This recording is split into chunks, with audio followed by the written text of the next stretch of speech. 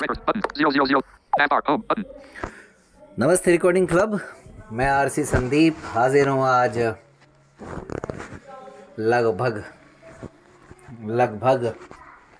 पूरे 36 दिनों के बाद 23 सितंबर 2021 के बाद बहुत सारी समस्याओं से जूझने के बाद the story of recording club part 178 लेकर के हाजिर हूँ।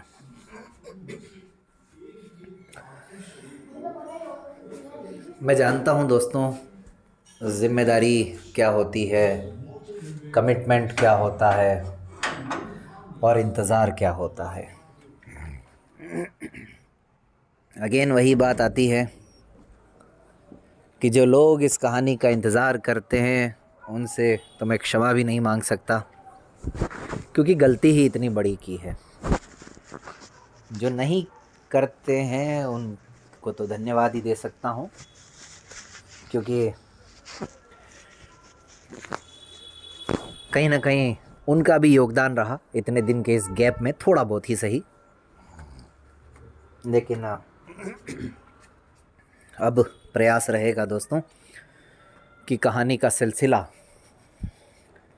पहले की तरह आगे बढ़ाया जाए। और इतने दिनों के बाद आया हूँ तो थोड़ा नर्वस भी हूँ।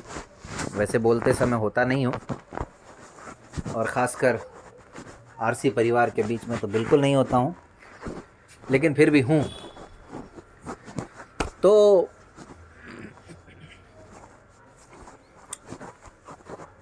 जिन दिनों अंतिम कहानी आई थी उसके बाद से इतने लंबे गैप का कारण क्या हो सकता है दोस्तों? हो सकता है आप लोगों ने सोचा हो कभी कभार, और पिछले लगभग 10 दिनों से मैं रोज सोचता था कि आज पक्का कहानी रिकॉर्ड करूंगा, आज जरूर दे दूंगा। लेकिन बस करते करते वही रात के 9-10 बज जाते थे। फिर सोचता था अरे यार अब तो क्या करना, 10 बज गए हैं, छोड़िए। तो थोड़ा सा संक्षेप में ही सही ये बताऊं कि इतना लंबा गैप होने की जो प्रमुख वजह रही वो क्या रही, क्योंकि हो सकता है इससे आप को कोई लाभ मिले, कुछ सीखने को मिले शायद। तो जैसा कि मैंने बताया 23 सितंबर को अंतिम बार मैं कहानी लेकर के आया था, और 23 सितंबर के बाद में दोस्तों 26 सितंबर को रविवार था, और 26 सितंबर से मेरे साथ एक समस्या प्रारंभ हुई। मुझे बाईं आँख के ऊपर कुछ मतलब क्या कहना चाहिए, कुछ निशान हो गए, कुछ जैसे मान लीजिए फफोले टाइप पड़े हों, ऐसे छोटे छोटे, और वहाँ पे दर्द होने लगा। जाहिर सी बात है, अब दर्द होने लगा तो खुजली भी की। उसको जैसे ही हमने खुजली की तो वो और बढ़ता गया, लेकिन किसी से जिक्र नहीं किया मैंने इस बात का। और वो ऐसी जगह था कि वो चश्मे के नीचे छुप जा रहा था, तो किसी की नज़र भी नहीं गई। लेकिन एक दिन बीता, 2 दिन बीते, आखिरकार 5 दिन बाद शुक्रवार को यानी 1 अक्टूबर को मेरी हालत ऐसी हो गई असहनीय। और उस दिन का चेहरा अगर कोई देखे तो वो यकीन नहीं कर सकता कि ये संदीप है, इतनी हालत ख़राब। मतलब लाल लाल निशान, और बहुत बड़े बड़े, और केवल बाईं तरफ, अब केवल आँख में ही नहीं, अब तो चीक्स पर भी और फॉरहेड पर भी, इसके अलावा नेक पर भी, और तो और सिर में भी, यानी सिर का भी आधा हिस्सा, बालों के अंदर भी, जहाँ हाथ लगाओ वहाँ निशान। फिर उस दिन तो मैंने अपनी वाइफ को कहा कि भाई अब तो जाना पड़ेगा कहीं ना कहीं। पता लगा इधर उधर से एक डॉक्टर के बारे में, और उनके पास गए तो उन्होंने देखते ही कह दिया भैया ये हर्पीज़ है। उससे पहले पता नहीं हम सोच रहे थे कोई मकड़ी ने काटा है, कोई मच्छर ने काटा है, ऐसा वैसा हो जाएगा ठीक, लेकिन वो तो जैसे हाथ लगाओ बढ़ता जाए, जैसे हाथ लगाओ बढ़ता जाए। हर्पीज़ का नाम ज़िंदगी में पहली बार सुना था साथियों। आज शायद ये कहानी सुन करके आपको लगेगा नहीं कि यार इतनी भयंकर समस्या से मैं जूझ रहा था, क्योंकि कोशिश ये कर रहा था कि मैं ग्रुप में भले ही कम आऊँ, लेकिन जो क्लब की गतिविधियां हैं वो प्रभावित नहीं होनी चाहिए। और ये तो आप लोगों को पिछले 30-35 दिन के अध्ययन आपने अगर किया हो तो उसी से पता लगेगा। बहरहाल डॉक्टर साहब ने इलाज प्रारंभ किया, एंटीवायरल इंजेक्शन्स दिए, दवाइयाँ दी, और दवाइयाँ भी ऐसी, एक टेबलेट तो ऐसी थी जो हर 4 घंटे में लेनी थी, और कुल मिलाकर के पूरे दिन भर में 20-25 टैबलेट्स। एलोपैथिक इलाज प्रारंभ हुआ, इसके अलावा ट्यूब भी, और उन्होंने थोड़ा हिम्मत बंधाई, विश्वास दिलाया कि ये एक वायरस होता है, बारिश का वायरस होता है और हो जाता है, और बड़ी कॉमन बीमारी है, ये कईयों को हो जाती है। उसके बाद धीरे धीरे धीरे धीरे थोड़ा राहत मिलने लगी, लेकिन आखिरकार आँख ने परेशान किया कई दिनों तक। आँख में से पानी निकलना, आँख में दर्द होना, आँख के ऊपर मतलब जो फफोला है वो बना रहना, उसके अंदर ऐसा लगता मानो पानी भरा हुआ है। तो इस हर्पीज़ ने बहुत परेशान किया साथियों, और लगभग मैं आपको बताऊं कि इस दौरान इसी बीमारी के अंदर अंदर मैंने ट्रैवलिंग भी की, क्लब के काम भी किए। 5 तारीख लास्ट डेट थी, रजिस्ट्रेशंस भी लगातार करते रहे, लोगों से बातचीत भी होती रही,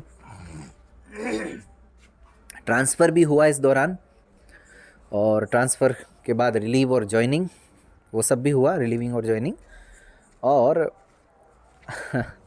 इस बीच में मैं गुजरात भी जा कर के आ गया, दाहोद भी जा कर के आ गया। ये सारे काम इस दौरान हुए। ये सब इसलिए बता रहा हूँ ताकि कुछ हद तक मैं आपके सामने, आप समझिए कि सफाई ही पेश कर रहा हूँ। हालांकि काम किए हैं, लेकिन फिर भी कहानी नहीं दे पाने की वजह और ठोस वजह बता रहा हूँ। तो पिछले लगभग 10 दिन पहले ही मुझे राहत मिली, 20 तारीख के आसपास, पूरी तरह से इस तकलीफ़ से। लेकिन 20 तारीख तक ये सारे काम मैं कर चुका था। खैर, और कहीं ना कहीं ऐसी स्थिति थी दोस्तों कि मेरे को फ़ोन उठाते ही इरिटेशन हो रहा था, मतलब वॉइस मैसेज करने का भी मन नहीं करता था।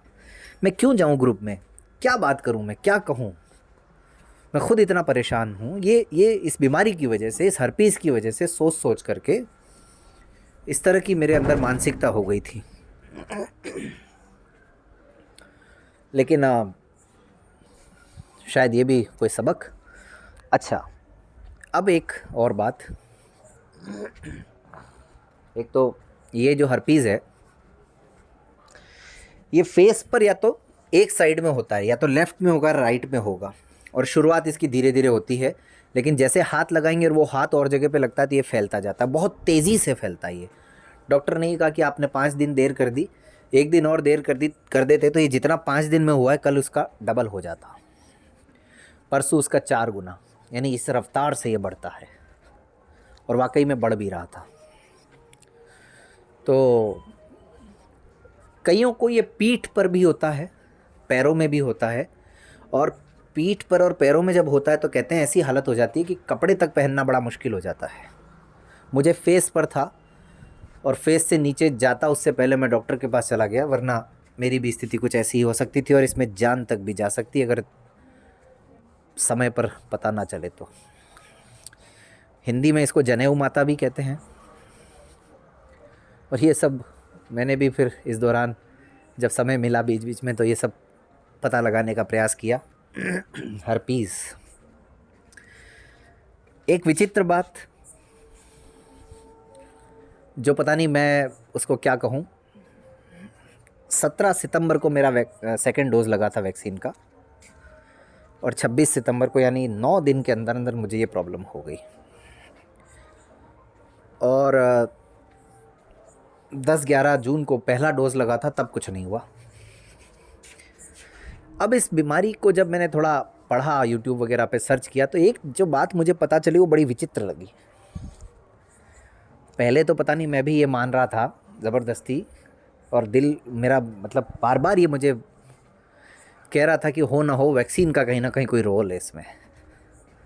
लेकिन फिर भी मैं सोचता था यार, लाखों करोड़ों लोगों ने वैक्सीन लगाई है, ये कोई बात थोड़ी होती है। और अभी भी मैं नहीं कह रहा हूँ कि भाई जो मैं कह रहा हूँ वही सच हो, सही हो, लेकिन पता नहीं, वही कहते हैं ना, जब हम परेशान होते हैं तो कुछ भी सोचने को मजबूर हो जाते हैं।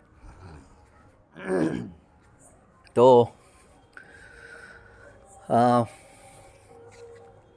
इसमें पता चला कि कभी बचपन में मुझे चिकन पॉक्स वगैरह हुआ होगा। उस मतलब जो एक इसका कारण बताया गया यूट्यूब वगैरह पे, हालांकि यूट्यूब पे भी सवाल उठाए जा सकते हैं, तो मुझे, लेकिन मैंने मुझे पता भी है, घर वालों से भी पूछा है, लेकिन मुझे कभी चिकन पॉक्स वगैरह नहीं हुआ। तो कहते हैं कि वो ठीक तो हो जाता है बचपन में जब होता है, तो उसका कुछ ना कुछ वायरस, कोई ना कोई अंश हमारे वेन्स में, हमारी नसों में रह जाता है, और जब 35-40 की उम्र के आसपास या 50 की उम्र के बाद उसको मौका मिलता है, जैसे ही बॉडी की इम्यूनिटी डाउन होती है, तो वो सक्रिय हो जाता है वायरस। अब इसका कनेक्शन अपने वैक्सीन से मैंने ये जुड़ा कि वैक्सीन लगाने के बाद कहते हैं ना, कुछ दिन तक हमारी इम्यूनिटी डाउन होती है और फिर धीरे धीरे सही होने लगती है। तो मैंने इसको यूँ जोड़ा कि शायद उसी दौरान मुझे भी ये समस्या हो गई। और थोड़ी बहुत बारिशों का दौर भी था, तो बारिश का वायरस जो डॉक्टर ने कहा था, जिनके पास मैं गया, तो वो भी कहीं ना कहीं बात हो सकती हो। लेकिन बारिश में फिर हम पता नहीं कितना भीगते हैं, कितने जाते हैं। बहरहाल जो भी हो, लेकिन एक ये अप्रत्याशित समय था, परेशानी का समय था, और नहीं होना चाहिए था जो हुआ। तकरीबन इस दौरान दवाइयाँ जो थी वो भी काफ़ी अच्छी खासी मात्रा में, और एलोपैथिक दवाइयों से भी कई बार साइड इफ़ेक्ट्स होते ही हैं अक्सर। तो मेरी समस्याओं का जो आधार है वो ये सब रहा है इस दौरान। लेकिन अब फ़िलहाल तो मैं ठीक हूँ, आगे का पता नहीं, और इसीलिए अब मन भी कर रहा है, उत्साह भी है, कहानी सुनाने के लिए तैयार भी हूँ, और इस बीच में सारे काम भी चल रहे हैं। कन्वेंशन की तैयारियां अंतिम चरणों में हैं। दाहोद में आदरणीय यूसुफ सर और उन्हीं के मार्गदर्शन में, नेतृत्व में हम लोग भी अपने पहले के कन्वेंशनों का अनुभव झोंक रहे हैं। बहुत सारी अच्छी बातें भी हुई दोस्तों। एक तो ये कि इस बार डेट नहीं बढ़ानी पड़ी हमको, 5 अक्टूबर मतलब 5 अक्टूबर ज़रूरत ही नहीं पड़ी, जबकि ये कोविड का दौर था। हो सकता हम सोच रहे थे डेट बढ़ानी पड़ेगी, लेकिन ईश्वर की कृपा रही कि डेट नहीं बढ़ानी पड़ी। दूसरा, लगभग 30% महिलाओं की भागीदारी इस कन्वेंशन में होने वाली है, ये भी अच्छी बात। ऐप रिकॉर्डिंग क्लब का जो बनाया जा रहा है वो लगभग अंतिम दौर में है। ऐप 18 नवंबर को लॉन्च होना है इसी कार्यक्रम में, इसी कन्वेंशन में। और ऐप आप समझिए आने के बाद में कम से कम आपको, जो लोग ऑडियो से पढ़ाई करते हैं या कुछ भी सामग्री एक्सप्लोर करते हैं ऑडियो में, उन्हें कुछ भी स्टोर नहीं करना पड़ेगा इस ऐप के आने के बाद। ये हमारा प्रयास है, और उनका समय भी बचे, अब तक जो बचा है उससे भी ज़्यादा समय बचे, ये भी हमारा प्रयास है। साथ ही साथ कुछ और यूनिक सुविधाएं, फीचर्स नहीं कहूँगा मैं, क्योंकि फीचर्स तो डेवलपमेंट और डिज़ाइनिंग और कोडिंग से संभव हो पाते हैं, लेकिन यहाँ जो थॉट प्रोसेसिंग है हमारी टीम की जो सोच है, दूरगामी दूरदर्शिता जो है टीम की, उसके आधार पर जो कुछ हम कर सकते थे थोड़ा बहुत, वो हमने करने का प्रयास किया है इस ऐप में। तो ये रिकॉर्डिंग क्लब की टीम का एक ड्रीम प्रोजेक्ट है, देखते हैं क्या होता है। और अब ज़्यादा कुछ नहीं कहूँगा मैं, वरना तो फिर लॉन्च का कोई मतलब नहीं रह जाएगा। बार बार पता चला कि मेरे मुंह से कुछ ना कुछ निकल जाए। खैर, बात चल रही थी पारस चैरिटेबल ट्रस्ट की 2017 की, और उस समय भी कन्वेंशन का दौर था। उदयपुर कन्वेंशन के आसपास हम लोग जूझ रहे थे एक ट्रस्ट को रजिस्टर्ड करवाने को लेकर के, जो कि पारस चैरिटेबल ट्रस्ट के नाम से था। और उसमें जो कुछ घटनाक्रम हुआ वो मैं आपको बता चुका हूँ अब तक का। और अंतिम बार मैंने ये बताया था कि हम लोग जिन सज्जन के साथ मिलकर के इस ट्रस्ट के रजिस्ट्रेशन की प्रक्रिया को आगे बढ़ा रहे थे, मिस्टर शिव चौधरी, उन्होंने अपने प्रोफेशनलिज्म का परिचय बड़े ही शानदार अंदाज में हमारे सामने रखा कि जो ट्रस्ट की डीड, ट्रस्ट का जो संविधान तैयार किया, उसमें तमाम गलतियां, नाम से लेकर के काम तक, सभी लोगों के नाम गलत, उनके परिचय गलत, उनका बायोडाटा गलत, यहाँ तक कि जो सबसे ज़्यादा ज़रूरी बात थी वो तक गलत। बहरहाल, लेकिन हम नहीं पकड़ पाए, फिर भी हम नहीं समझ पाए, क्योंकि जिन्हें समझाना था वो तो पता नहीं किसी और खुमारी में थे, और जिनको समझ नहीं थी वो सोच रहे थे कि भाई बहुत ही ज़बरदस्त काम होने जा रहा है, कुछ यूनिक होने जा रहा है। और ऐसा होता है दोस्तों, मेरे साथ अक्सर होता है। ऐप के मामले में भी मैं बताऊं आपको, ऐसा ही हुआ। पहली बार जिनसे मैंने कांटेक्ट किया, उसने, भाई ने 1 महीना मेरा ख़राब किया, 1 महीने तक लटकाए रखा। मैंने उसको कॉन्सेप्ट भी भेज दिया, उसको मैंने ईमेल्स भी शेयर कर दिए क्लब के, और कुछ हमारे ब्लाइंड फ्रेंडली जितने भी ऐप हैं उनके लिंक्स भी शेयर कर दिए, सारी प्लानिंग हो गई, शेड्यूलिंग हो गई। लेकिन भाई ने अंत में जाके कह दिया, मैं तो सर कंपनी छोड़ रहा हूँ, मैं नहीं कर पाऊँगा काम। और फिर अनायास ही अभी जो हैं उनसे मेरी बातचीत हुई। बहरहाल, ट्रस्ट के मामले में भी ये पहला प्रयास था पारस चैरिटेबल ट्रस्ट वाला, लेकिन कामयाब नहीं रहा। आखिरकार बाद में इसको इसके नाम से ही रजिस्टर कराना पड़ा 2019 में। वो अलग बात है, वो कहानी का अगला भाग है। बहरहाल, तो अक्टूबर, सितंबर, नवंबर सब टाइम पर चक्कर पे चक्कर हो रहे थे जयपुर के, और एक चक्कर हुआ जनवरी 2018 में, लगभग 16-17 जनवरी के आसपास। और वहाँ जाकर के करीब करीब चीज़ें फाइनलाइज हुई, और आखिरकार वो घड़ी आई 8 फरवरी 2018। लेकिन हुआ क्या 8 फरवरी को, उसके पहले और उसके बाद की कहानी अगले भाग में। आज के लिए इतना ही, इजाज़त दीजिए। मिलते हैं फिर किसी और कहानी के साथ, किसी और मैसेज के साथ। तब तक अपना ख्याल रखिए, और कन्वेंशन में आ रहे हैं तो तैयारियों के साथ आइए। किसी प्रकार डरने की आवश्यकता नहीं है।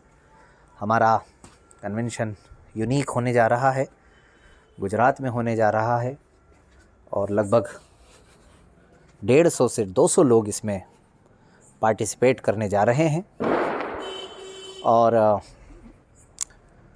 यहाँ पर SMS यानी सोशल डिस्टेंसिंग, मास्क और सैनिटाइज़र का पूरा ख्याल रखा जाएगा। और इसके अतिरिक्त यहाँ पर सत्र होंगे, प्रतियोगिताएं होंगी, ऐप लॉन्च होगा, और द स्टैच्यू ऑफ यूनिटी घूमने भी तो जाना है। अच्छा, एक मज़ेदार बात बताऊं दोस्तों, लगभग 40-50 लोगों के आसपास हमको लौटाना पड़ा। हमने मना किया 40-50 के आसपास लोगों को। सोचिए अब आप, ये भी पहली बार ही हुआ है ऐसा भी। तो आप समझ सकते हैं कि क्वालिटी कितनी इम्पोर्टेंट है हमारे लिए, और क्वालिटी का ही ध्यान रखा है आज तक। खैर, तो फिर तीसरे दिन कुछ डिवाइसेस का डेमोन्स्ट्रेशन होगा लाइव। जैसे एक तो विज़न वेव एक डिवाइस है, एक स्मार्ट वॉलेट है, और भी बहुत कुछ और भी डिवाइसेस हैं कुछ, जिनका नाम तो मैं अभी नहीं बताऊंगा, कुछ सरप्राइज़ भी तो होना चाहिए। खैर, तो कुल मिलाकर के 18, 19, 20 नवंबर 2021 हम सब होंगे गुजरात में, और व्यवस्थाएं होंगी 17 नवंबर से ही blind welfare council Dahod Gujarat के तत्वावधान में।